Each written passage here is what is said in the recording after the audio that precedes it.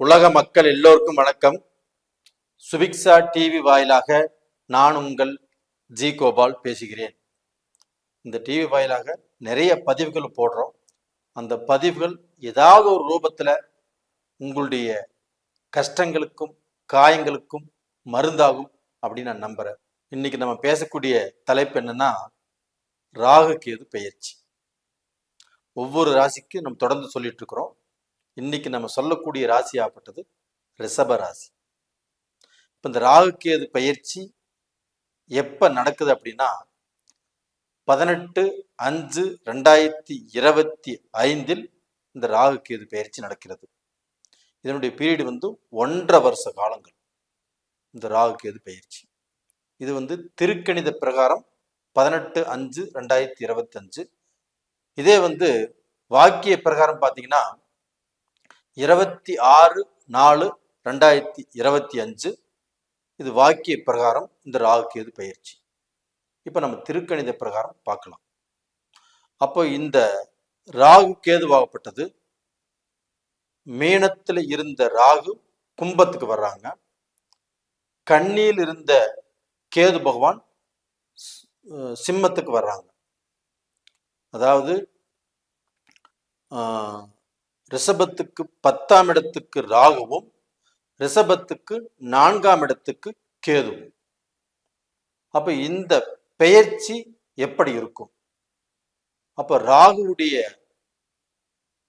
அந்த பீரியட் ஆகப்பட்டது 18 வருஷ காலங்கள். ராகு தசை நடத்தினார்னா, கேது தசை நடத்தினார்னா 7 வருஷ காலங்கள். அப்ப இந்த ராகு கேது பெயர்ச்சி எப்போ இந்த தசைகள் வந்தாலும் அதை நம்ம பார்த்து பலன் எடுத்துக்கலாம். அப்ப டோட்டலா பாத்தீங்கன்னா இந்த ராகு கேது பெயர்ச்சியால் ரிஷப ராசிக்காரங்களுக்கு என்ன பலன் நடக்கும் அப்படின்னா, இந்த 4ஆம் இடத்தில் இருக்கக்கூடிய கேதுவால் ரத்தம் சம்பந்தப்பட்ட நோய்கள், ரத்தத்துல கிருமி பரவுறது, இல்லைன்னா இப்போ ப்ரெஷர், சுகர், அது போக பார்த்தீங்கன்னா கிட்னி சம்பந்தப்பட்ட பிரச்சனைகள், இது மாதிரி எல்லாமே இந்த கேது 4ஆம் இடத்துக்கு வந்ததுனால இந்த மாதிரி பிரச்சனைகள் வருவதற்கு வாய்ப்பு இருக்கிறது. அப்போ அதை நம்ம முன்கூட்டியே தெரிஞ்சுக்கிறது நல்ல விஷயம். அது மாதிரி பிரச்சனைகள் வந்தால் ஹாஸ்பிட்டலுக்கு போங்க. அது எந்த ரூபத்திலும் அது கிளியர் ஆயிரும். ஏன்னா குரு பகவான் கும்பராசியவே பார்க்கறாரு. அப்படி பார்க்கறதுனால கண்டிப்பா உங்களுக்கு நல்லது நடக்கிறதுக்கு வாய்ப்புகள் இருக்குது. இது போக பார்த்தீங்கன்னா அந்த கேது 4ஆம் இடத்துல இருக்கிறதுனால உங்களுக்கு தாய் தகப்பனை ரொம்ப நல்லபடியாக பார்த்துக்கணும். இப்போ வயதானவர்களை இல்லை உங்க தாய் தகப்பனை ரொம்ப நல்லபடியாக பார்த்துக்கோங்க. ஏன்னா அவங்களுக்கு உடல் நல குறைபாடுகள் வருவதற்குண்டான வாய்ப்புகள் இருக்கிறது. அதுபோக உங்க தாய் வழி சொந்தமோ தகப்பன் வழி சொந்தமோ இந்த சொந்த பந்தத்துல கொஞ்சம் எச்சரிக்கையாகவும் இருங்க. நீங்க அன்பா இருங்க, பாசமா இருங்க. அவங்களுக்கு ஒரு ஜாமீன் போடுறதோ இல்லை அவங்களுக்கு ஒரு பணம் கொடுக்கல் வாங்கல் செய்யறதோ இது ஆரம்பத்தில் நல்லா இருக்கும். கண்டிப்பா முடிவு கஷ்டத்தை கொடுக்கும், இல்லைன்னா பிரச்சனையை கொடுக்கும், சங்கடத்தை கொடுக்கும். இதே சமயத்துல இந்த 10ஆம் இடத்தில் இருக்கக்கூடிய இந்த ராகு பகவான் உங்களுக்கு நீங்க ஒரு கூட்டு தொழில் செஞ்சுட்டு இருக்கிறீங்க. அந்த கூட்டு தொழிலை விட்டுட்டு வந்தோ அந்த கூட்டு தொழில் செஞ்சுட்டோ இப்போ வேற தனிப்பட்ட முறையில ஒரு தொழில் செய்யலாமா? தாராளமாக அருமையா செய்யலாம். அப்ப அந்த ஒரு தொழில் ஆரம்பிக்கலாம். ஒரு தொழில்ல நம்ம இன்வெஸ்ட் பண்ணலாம்.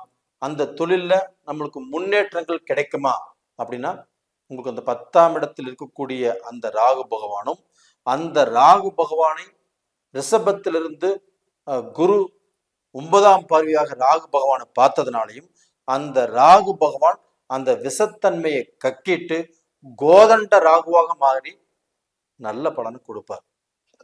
அப்போ தொழில்ல மேன்மை, உங்களுக்கு முன்னேற்றம், உங்களுடைய வாழ்க்கையில உங்களுக்கு அந்த தகுதி, தரம், அந்தஸ்து இதெல்லாமே மாறும். அப்போ நீங்க படிப்படியாக முன்னேற்ற பாதையில வருவதற்குண்டான வாய்ப்புகள் அட்டகாசமா இருக்குது. அப்ப நம்மளுக்கா இது மாதிரி நடக்குது, நாமளா தொழில் ஆரம்பிச்சு இவ்வளவு சம்பாதிச்சுட்டு இருக்கிறோம், நம்மளை நாமளே நம்ப முடியலையே அப்படிங்கிற கேள்வியெல்லாம் உங்க மனசுல வரும். ஏன்னா இந்த பீரியட்ல சனி பகவானும் 2.5 வருட காலங்கள் உங்களுக்கு சாதகமாக இருக்கிறார். அப்ப சனி பகவான் சாதகமாக இருக்கிறதுனால நீங்க வெளிநாடு போகலாம், வெளிநாட்டுல சம்பாதிக்கலாம், வெளிநாட்டுல சொத்தும் வாங்கலாம். அப்ப வெளிநாட்டுல பிசினஸ் பண்ணி நீங்கள் சம்பாரிச்சு அந்த நாட்டிலேயே சொத்து வாங்கக்கூடிய அளவுக்கு வாய்ப்புகள் இருக்குது. அப்போ Singapore, Malaysia, USA, Canada, Australia, Switzerland, Japan, America, எந்த கண்ட்ரியில நீங்க வேணும்னாலும், எந்த கண்ட்ரிக்கு போய் நீங்க சம்பாதிக்க நினைச்சாலும் கண்டிப்பா அந்த கண்ட்ரியில சம்பாதிக்கலாம். புதுசா தொழில் ஆரம்பிக்கலாம், ஒரு நல்ல பொசிஷனுக்கு வரலாம். சனியும் ராகு கேதுவும் உங்களுக்கு அட்டகாசமா இருக்குது. அதே சமயத்துல இந்த கேது பகவான் 4ஆம் இடத்துல இருக்கிறதுனால நீங்க நான் வேலையில் இருக்கிறேன், நான் பேப்பர் போட்டுறேன், நான் வேற வேலைக்கு போறேன் அப்படின்னு நீங்க விளையாட்டுக்கு சொன்னா கூட உங்க கூட இருக்கிறவங்க எல்லாரும் சேர்ந்து பேப்பர் போட்டுருவாங்க. உங்களுக்கு நீங்க உங்களுடைய வார்த்தைகள்ல இப்ப ரொம்பவுமே ஜாக்கிரதையாக இருக்க வேண்டிய காலகட்டம்.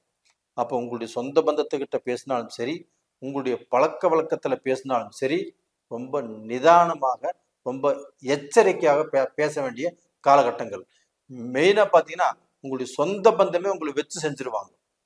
அப்ப சொந்த பந்தத்துக்கிட்ட ரொம்பவுமே ஜாக்கிரதையாக இருக்க வேண்டிய பீரியட் எதுனா இந்த பீரியட் தான். அப்ப இந்த பீரியட்ல சொந்த பந்தத்துக்கு ஜாமீன் போட வேண்டாம், அவங்களுக்கு நானாச்சும் சொல்லி நீங்க நிக்க வேண்டாம். அவங்களுக்கு எந்த சூழ்நிலையிலுமே